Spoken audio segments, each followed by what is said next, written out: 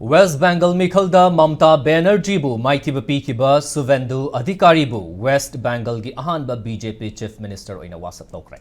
Kolkata gi Brigade Parade Ground da pangthokiba thoramadu da West Bengal gi Governor R.N. Ravina Suvendu bu State asigi Chief Minister oina office paiba madi aronba ngakpa gi wasak loki.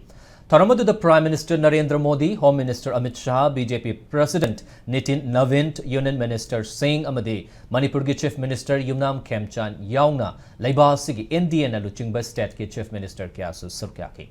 Wasak lawringai mangoi nana road soamasu chatki.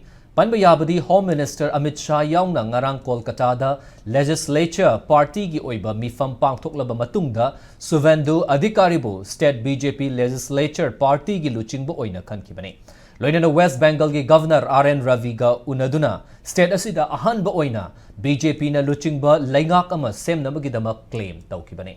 Ningsingba yabadi tangkak ani thokna pangthokiba West Bengal gi Assembly Election 2026 da BJP na yamna chawna mai pakpa ngamkhibaga loinana State asida chahi taraga manga laingak pairamba Trinamool Congress TMC bu maithiba pikibani wasak lobagi thoramadu da BJP bu sagatpa mioi lising yankhai henbana sarkyaki